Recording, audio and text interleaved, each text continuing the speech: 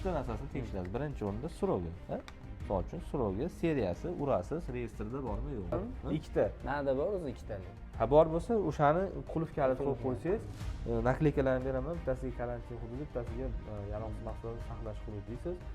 Savdo zalida prixod qilasizda dorini. Savdo zalida dorini prixod qilish mumkin emas. Chunki inspektorlar kelganda xuddi shunday qilib aytib berishingiz kerak. Muhit yog'ingarchilik omillaridan himoyalangan joy bo'lishi kerak. Ya'ni navesi bo'lishi kerak.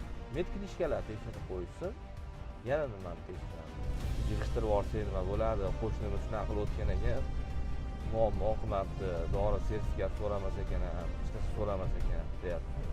Assalomu alaykum, qadrli tinglovchilar, yaxshimisizlar? Sog'liklar yaxshimi?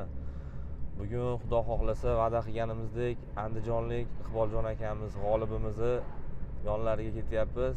Hozir borib aptekalarni ko'rib, nima qilish kerak bo'lgan ishlarni ro'yxatini yozib beramiz. Ulardan kerakli hujjatlarni olib, ofisga kelib, so'p hujjatlarini ishlab chiqish boshlanadi. Xudo xohlasa kuzatib boringlar. Onlayn tarzda shu aptekani noldan oxirigacha GPP olgungacha bo'lgan jarayonni sizlarga yoritib, video rolik qilib beramiz. Xudo xohlasa foydali bo'ladi degan umiddamiz. Andijonga yetib borgunimizcha sizlar bilan gaplashib, GPP masalasida buni qanday qilib olish, u GPP qoidalariga qanday qilib rioya qilish va GPP standartlarini dorixonada qanday qilib ushlab qolishni ko'rib chiqamiz va yo'l yo'riqlarini o'rgatamiz sizlarga. Hozir g'olibimiz o'ziga telefon qilyapmiz.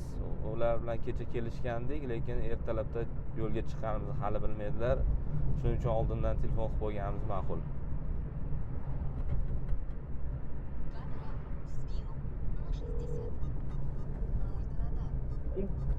Alo, assalomu alaykum. Iqboljon aka, charchamayapsizmi? Xonadonlar tinchmi ro'zalar bilan qiynalmasdan? Iqboljon aka, biz yo'lga chiqib ketdik-da, ya'ni haftaga inspeksiyalar bor ekan, vaqtimiz bu hafta ekan.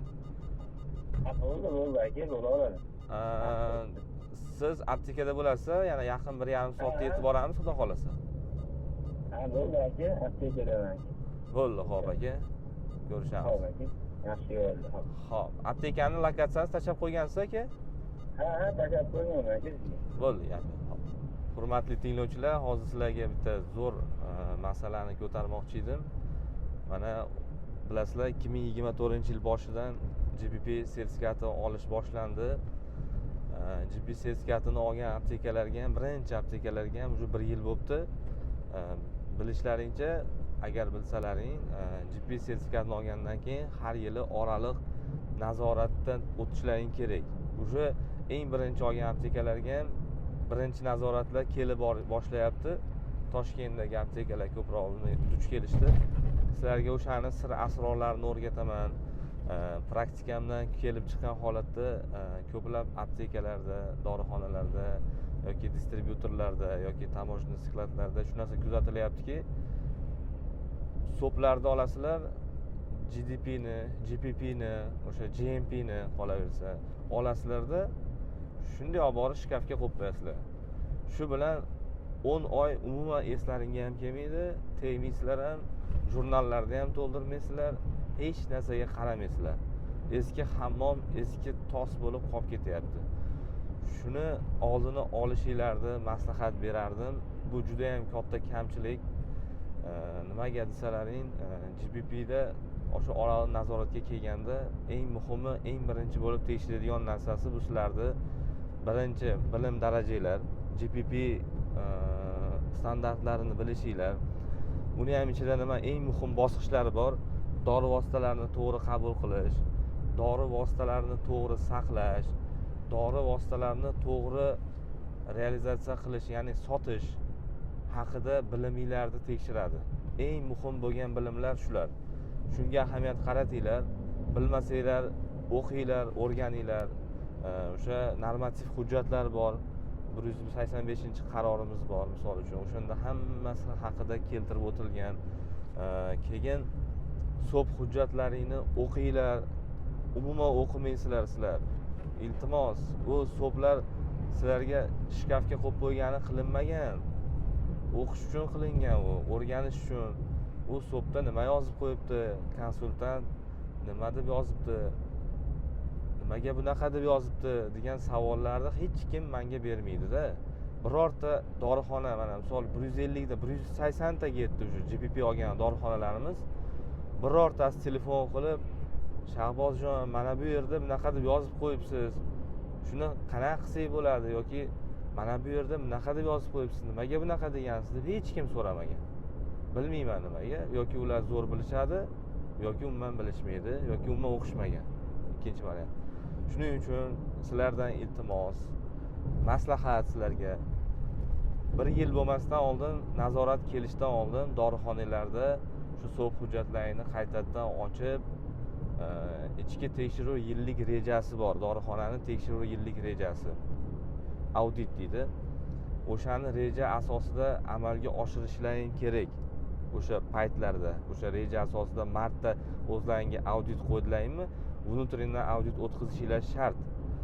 Dekabrda o'zlaringga audit qo'ydilaringmi? Inventarizatsiya deysizlar mana o'zlaring. O'shani o'tkazib, o'sha bo'yicha hisobotni o'sha yerga tikib qo'yishinglar kerak. SOPlarning ichiga. Yana nima? Ichki o'qitish yillik rejasi bor. Inspektorlar ahamiyat qaratadigan narsalardan biri shu. Xodimlarni bilamiz, o'qitmasak, o'zi inson so'zini ma'nosi ham unutuvchi deganida, agar uni o'qitmasak, u esidan chiqib ketadi. Shuning uchun GPP standartlarida o'qitishni davomiy, takroriy reja asosida amalga oshirish nazarda tutilgan. Inspektorlar shu rejani sizlarga birinchi kelishida yozib ketyapti o'zlariga. Ushbu dorixona misol may oyida, sentyabr oyida va dekabr oylarida yilda 3 marta ichki o'qitish o'tkazar ekan deb yozib ketyapti. Keyingi yilga kelgan inspektor o'shalarni arxivdan ko'taradi. Qani deydi, may, dekabr, sentyabr oylarida reja ko'rsatgan ekansiz bizga.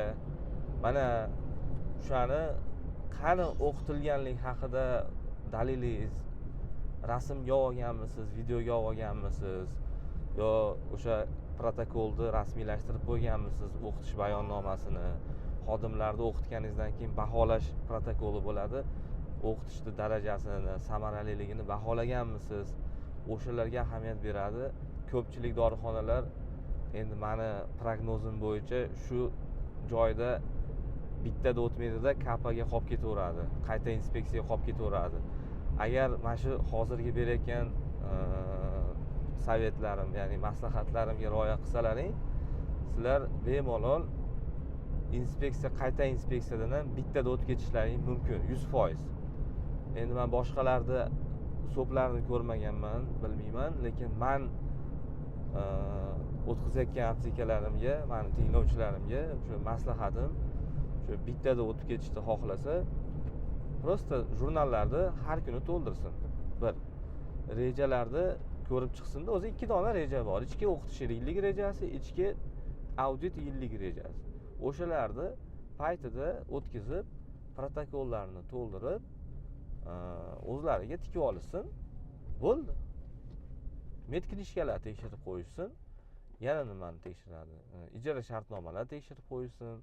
O'zlarini o'sha fakturalarni tartibga solib qo'yishsin. Yana eng muhimini aytaman sizlarga, dori vositalarini to'g'ri saqlashsin. Ko'pchilik dorixonalar, men endi eshityapman, pustoy qilib, ichini misol yig'ishtirib olib, pustoy aptekaga o'tish oson ekan deb menga bir 2-3 ta mijozlarimiz aytyapti. Aka, biz ham yig'ishtirib olsak nima bo'ladi? Qo'shnimiz shunaqa qilib o'tgan ekan, muammo qilmabdi, dori sertifikat so'ramas ekan ham, hech narsa so'ramas ekan, deyapti. Endi menda bitta savol bor sizlarga, pustoy qilib o'tkazmoqchi bo'lgan aptekalarga savol. Sizning litsenziyangiz bor, ishlab turgan dorixonasiz. Nalogdan bitta zapros beradigan bo'lsa, kecha necha pulli, necha millionlik kimdan tovar olganingiz chiqib keladi. Oxirgi paytlar markirovka tizimi joriy etilgan. Tim bo'lib chiqib keladi. Agar nalogga shu dorixonaning hisobida necha millionlik tovar bor ekan deb bitta zapros beradigan bo'lsa, sekundda topib beradi sizlarning ostatkalaringni. qanaqa qilib sizlar 0 qilib olmoqchisizlar? Bu bir. Ikkinchidan, dorixonalarning kompyuterlari turadi. Unda ham ostatkani 0 qila olmaysizlar. Chunki rasxodga yozib yubora olmaysizlar. 0 qila olmaysiz. O'shanga ham ursa ham chiqib keladi. Shunaqa dorixonalarga sizlar ostatkani 0 qilishni emas, dorini to'g'ri saqlashni va dorini to'g'ri saralashni bilinglar. Men bilaman, ko'pchilik dorixonalar, endi misol aytmayman, kim ko'pchilik emas, kamchilik holda hozir ular kanishni iloji yo'qligidan naqd pulga savdo qiladi. Naqdga ham tovar olib turishadi. Iloji yo'qligidan topilmayotgan dorilar bo'lsa, misol o'sha nima deydi, bojxona nazoratidan o'tmagan, bizda registratsiya qilinmagan seriyalarini boshqa qo'shni davlatlardan olib kirib ham sotishadi. Unaqa dorilarni sortirovka qilishga erinasizlarda butun tovarlarni yig'ishtirib olish sizlarga oson tuyuladi. Lekin men uchun misol men to'g'risi to'g'ri sortirovka qilsalaring shunaqa dorilar umuman olmanglar, shuni o'rnini ilojisi bo'lsa uni analogi bo'ladi, u yo'q bo'lsa boshqasini sotsalaringdan bo'laveradi. Umuman olmanglar. Keyin shunaqa dorilar to'g'ri sortirovka qilsalaring, harorat rejimi bo'yicha to'g'ri taqiqlasalaring dorilarni, men o'ylashimcha bittada inspeksiyadan o'tib ketasizlar hammalaring. Qayta inspeksiyadan nazoratdan nazorat tutyapman, qayta inspeksiya nazoratini. Birinchi inspeksiyadan o'tayotganlarga meni birinchi eng bepul maslahatim, hamma aptekaga borib beraman bu narsani. So'p yoki remont yoki boshqa bir qilgan ishlaringiz bir ting, qachonki siz dorixonada to'g'ri saqlash rejimiga rioya qilmasangiz, xodimlaringizni bilimiga e'tibor bermasangiz, qolgan shuncha ishlaringiz bir ting. Nimaga desalaring, inspektor keladi, zo'r aptekani zo'r yasatib qo'ygansiz, endi qimmat pul sarflab olgansiz, $15,000 tiqib yubordingiz remontiga deylik. Lekin polkada midakalin turibdi ko'p. Yoki polkada nazoferon sprey turibdi. U inspektorning nazarida bo'ldi, tamom. U standartga u apteka javob bermaydi. Crest oldi уже. $10,000 ham yordam bermaydi. $2,000 so'p qildirmaysizmi? Universalniy so'p qildirmaysizmi? Va shu yorib tashlaydigan. Bir ting qachonki siz o'sha qoidalarga rioya qilib, dorini to'g'ri saqlamasangiz.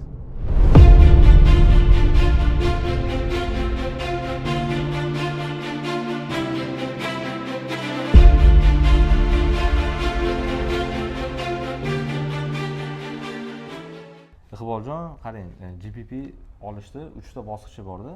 Birinchisi bu o'sha dorixonani GPP standartlariga moslash. Ikkinchisi o'sha dorixonada xodimlarni va so'p hujjatlarini ishlab chiqish, xodimlarni shu so'p hujjatlariga o'rgatish. Uchinchisi bu inspeksiyadan muvaffaqiyatli o'tish. Muvaffaqiyatli o'tganingizdan keyin inspeksiya ijobiy xulosa bergandan keyin 10 ish kuni ichida sizga GPP sertifikati chiqadi va siz faoliyatingizni yana davom ettirishni boshlaysiz. Endi birinchi etapda hozir mana keldik siz bilan o'sha dorixonangizdagi mavjud kamchiliklarni bitta-bitta ko'rib chiqamiz. Sizga 1-2-3 qilib spiska qilib yozib beraman. Shu spiska bo'yicha hamma kamchilikni bajarganingizdan keyin o'chirib olaverasiz hamma kamchilikni. Hammasi o'chirib bo'lganingizdan keyin Shahboz aka, men o'chirib bo'ldim, hamma kamchiliklarni qilib bo'ldim desangiz, men yana kelib bitta ko'rib beraman, arizani kiritaveramiz. Kelishdikmi? Birinchi o'rinda mana savdo zalidan boshlaymiz. Savdo zalida GPP standartlari bo'yicha nimalar, qanaqa talablar bor? Birinchi o'rinda savdo zaliga talablar bu o'sha eng ko'p kamchilikka uchraydigani to'g'ridan to'g'ri savdo zalida dori vositalariga tushayotgan quyosh nurini to'sish. Sizda hozir ko'rib turibmiz, oynalarimiz laminat qilinmagan, doimiy ochiq turadi, to'g'rimi? Ikkita chekasini tushirib qo'yishingizni iltimos qilardim va eshigingizni tonirovka qilib qo'ying. Inspektorlar kelganda shunga juda ham ahamiyat berishadi. Ikkita chekada tushadigan nimani pardalarni tushirib qo'ying. Kirish eshiklaringiz oynali, uni parda yopa olmaysiz. Tonirovka qilsangiz o'sha quyoshni to'sadi. Bu bir. Ikkinchisi, oynalarni orasida ko'ryapman nima yo'q ekan. Germetikligini saqlab turadigan silikonoviy rezinka yo'q ekan, silikonoviy to'siq yo'q ekan. Shuni ham o'rnatishingizni yozib qo'yaman. Mana birinchi bo'lib savdo zali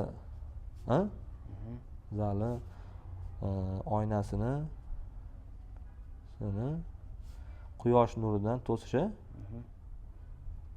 Quyosh nuridan to'sish. Ikkinchisi eshik tirqishlariga silikon qo'yish. Silikon o'rnatish. 3. Hamma dorixonada bo'ladigan muammoni aytaman sizga. 99% dorixonada, agar u ish faoliyatidagi dorixona bo'lsa, yangi bo'lmasa, shuni muammoni aytaman. Dori vositalarini harorat rejimi bo'yicha to'g'ri saqlashni bu yerda ko'rib chiqasiz.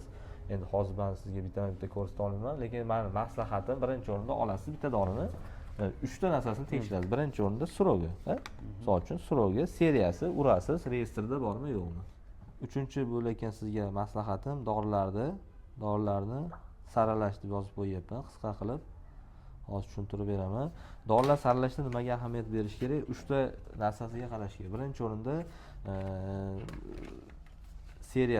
seriyasini o'sha muvofiqlik sertifikati bormi, reyestrda bormi yo'qmi?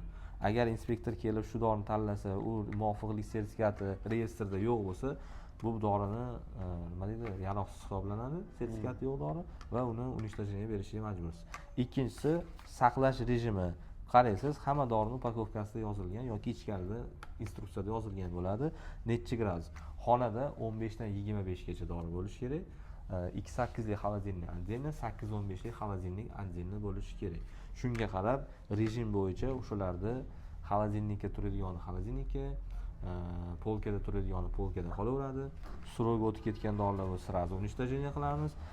Sertifikat yo'q dorilar bo'lsa, sразу уничтожение qilamiz. Shu saralab chiqish deyiladi. Hamma dorilarni birma-bir o'tib chiqasiz. Qaraveradi.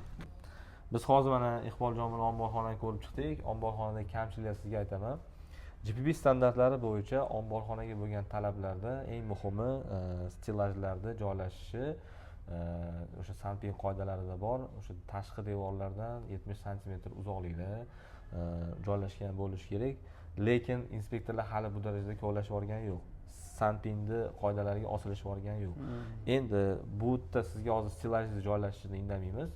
Ikkinchi holat bu обязательно bo'lish shart bo'lgan talablar, bu dorixona omborida ventilyatsiya tizimi mavjud bo'lishi kerak. Ventilyatsiya tizimi o'sha elektrik toki yordamida ishlaydigan sun'iy ventilyatsiya bo'lishi kerak. Sizda yo'q ekan-a? O'sha bitta ventilyatsiya qo'yasiz. Ventilyatsiyani qarang. Ventilyatsiyani dori saqlanadigan joylarga va hojatxonaga qo'yiladi. Misol uchun savdo zalida ventilyatsiya yo'q. Hozir sizda omborxonada ventilyatsiya yo'q. Hojatxonada ventilyatsiya bormi? Bor. U yerda yozmaymiz. Ventilyatsiyani demak savdo zali bilan omborxonaga bittadan ventilyatsiya qo'yasiz. 5. Endi omborxonada dori vositalarini saqlashga to'liq stilajlaringiz yetyapti sizga? Hozircha nima? Yetadimi shu? Qo'shaman yana-yu. GPP standartlarida misol mincha bo'lsin, 10 ta bo'lsin, 20 ta bo'lsin deyilmagan, lekin sizni talabingizga yetadigan darajada stilajlaringiz yetadi sizga, to'g'rimi? Shuning uchun stilaj soniga gapirmayman, 2 dona stilajingiz bor ekan, mayli turaversin. Endi bitta narsa faqat endi yangilik sizlar uchun karantin hududi bilan yaroqsiz dorilar saqlash hududini tashkil qilishingiz kerak. Yaroqsiz dorilarni saqlash hududi qanaqa bo'lishini men sizga tushuntirib beraman buni. Eng optimalni aytaman sizga. O'sha eng pastki polkangizda o'sha yacheykalar turibdi, to'g'ri, nimalar, polkalar turibdi. O'sha yerga ikkitasiga eshik o'rnating. Qulf kalit qo'yib qo'ying, bo'ldi. Oshiqcha xarajatlarsiz. Отдельный shkaf yasatib, отдельный tumbuchka yasatib, ikkita. Nada bor o'zi ikkitalik. Ha bor bo'lsa, o'shani qulf kalit qo'yib qo'ysangiz, nakleykalarni beraman. Bittasiga karantin hududi, bittasiga yaroqsiz mahsulotlarni saqlash hududi deysiz. Karantin hududiga o'sha ventilyatsiya yaxshi bo'lish uchun orqa tomondanmi yo eshigidanmi bir 4-5 ta tirqishlar, ya'ni sverloda teshik ochib qo'ysangiz ichiga havo kirib turadi, dori vositasi buzilmaydi karantin turgan. Shuning uchun karantin hududi bilan brak xonani tushundingiz. Endi omborda yana kerak bo'ladigan narsalardan dori vositani qabul qilish hududi tashkil qilishingiz kerak. Stolingiz bor ekan. O'sha yerda stolingizni o'sha dori vositani o'sha yerda qabul qiladigan o'sha 2D printerlaringizni, kompyuterlaringizni o'sha yerga jihozlang. Hozir ko'ryapman, ichkarida jihoz yo'q ekan, jihozlanmagan ekan. Savdo zalida prixod qilasizda dorini. Savdo zalida dorini prixod qilish mumkin emas. Chunki qabul qilib olingan dori bilan dorixonaga hisobiga kiritilmagan dori bilan kiritilgan dori aralashib ketish ehtimolligi yuqorida. Shuning uchun savdo zalida mumkin emas, faqatgina skladda maxsus joyda, markirovkalangan joyda qabul qilish kerak. Endi skladga bo'lgan talab shu. Endi sizga savolim, dori vositalarini olib kiradigan eshigingiz qayerdan? Tovarni qayerdan prixod qilasiz? Shu eshikdan kiradi. Boshqa eshigingiz yo'q. Binoni ko'rib turibman, atrofida o'ng tomonda ham, chap tomonda ham, orqasida ham kirish eshigi ochish imkonsiz. Faqatgina bitta eshigi bor xolos, oldi eshigi. Shuning uchun hatto agar bu yerdan qabul qiladigan bo'lsangiz, men sizga bitta so'pga kiritib ketishim kerak-da bu narsani. Qayerdan qabul qiladi, qabul jarayoni qanaqa amalga oshiriladi, tartibini yozib chiqaman, sizga beraman, tushuntirib beraman, o'rgatib beraman. Inspektorlar kelganda xuddi shunday qilib aytib berishingiz kerak. Qabul qilayotganingizda o'sha tovarni eshikdan mijozlarga hozirgina yopib qo'ydingiz, biz keldik, yopib qo'ydingiz. Mijozlarga xizmat ko'rsatish yopiladi, to'xtatiladi, yopiq belgi osiladi. Gruzovoy mashina yaqinlashib keladi. O'sha gruzovoy mashinadan tovarni tushirib, olib kirib ketiladi. Faqat olib kirib ketilayotganda, hurmatli obunachilar, yodingizdan ko'tarmanglar, ko'p joyda kamchiligi bor shunaqa. Tashqi muhit yog'ingarchilik omillaridan himoyalangan joy bo'lishi kerak. Ya'ni navesi bo'lishi kerak. Yomg'ir, qor, shamol urganda o'sha doriga shikast yetmaydigan holat bo'lishi kerak. Hozir sizda faqat holat yo'q-a? To'g'rimi? Naves yo'q. Mashina kira olmaydi bu ko'chaga, kira oladimi? Kira oladi, men yon mashina yoki u ro'parada endi. Ko'cha tashqari Spark turgan joygacha keladi, ariqdan o'ta olmaydi, to'g'rimi? Ana kiyimlar turgan joyga keladi. O'tsa bo'ladi, balonni nima bo'lsa, kattaroq bo'lsa o'tsa bo'ladi. Bu yoqdan yurib kelolmaydi mana. Bu yoqdan kiradi endi, hozir men qo'shnilar chiqib olgan-ku, mana oldiga to'sib, kech payt kira oladi-da. Bo'lmasam yana bitta life hack, obunachilar ham o'rganib olsa bo'ladi, life hack. Katta bir konteyner yasatasiz. Iloji boricha o'sha plastikoviy taralar bo'ladi, katta plastikoviy qopqog'i bor, katta. O'shnaqa yasatib turib, gruzovoy mashina to'xtaganda o'sha yerda tashqarida, o'shani ichida, o'shani panasida o'sha yerga nimani tovarni o'shanga solasiz hammasini. Uni korobkasidan tekshirib olib turib, baqa solib, o'shani qopqog'ini yopib keyin olib kirib ketaman deysiz. Sizning holatingiz bitta, boshqa holat yo'q. Trotuardan yurib kela olmaydi mashina, ariqdan oqlab o'ta olmaydi. Sizni navesingiz yo'lda bo'yigacha chiqmagan. Chiqarishning ham imkoni yo'q, chunki kadastr ruxsat bermaydi. Shuning uchun inspektorlar kelganda shu holatni men yozib qo'yapman. Katta nima deydi buni? Tara deb qo'yapman.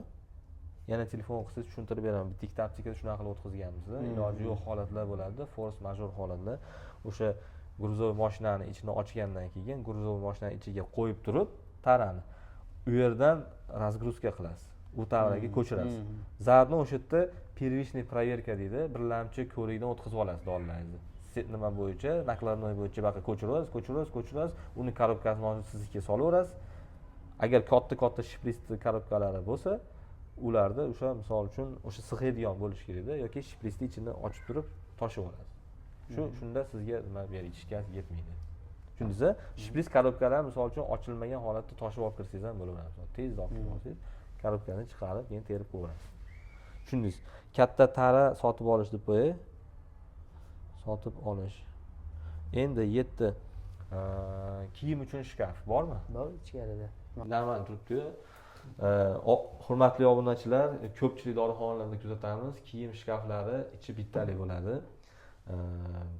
Kam chiqim bo'lish uchun, rasxodni kamaytirish uchun, keyin joyda ekonom qilish maqsadida shu shkafingizdan foydalansangiz bo'ladi. Faqatgina o'rtasiga o'sha materialdan, MDFdan to'siq qo'ysalaring, bu bittalik shkaf ikkitalik bo'lib qoladi.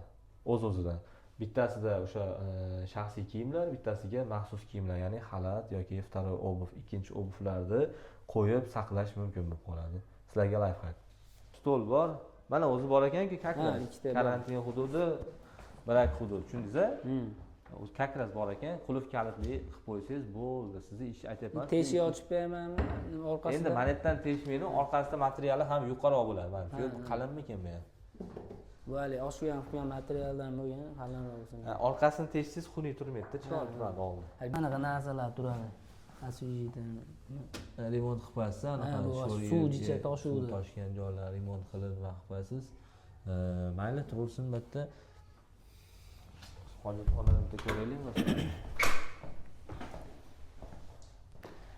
Hojatxonani ham bitta yengil remont, ventilyatsiya qo'yasiz. Keyin hamma bunaqa kichkina nimalaringiz bor-ku, fortichkalaringiz. Hamma kichkina fortichkalaringizni setka, moskitniy setka yoqib olasiz. Bu ham hojatxona. Hojatxona. Ha, bu ham tualetda bu yoqdagi unutasiz. Ha, bu. Qonunga mana ventilyatsiya qo'yaman hammasiga. Betlarni ham o'rishga. Обязательно.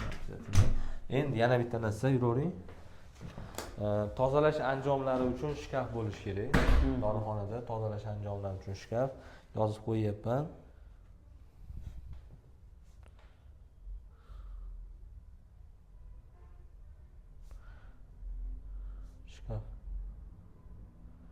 Sizlar hojatxonaga o'rnatib ko'rasiz shkafni. Mana shu kirgandagi stol turibdi.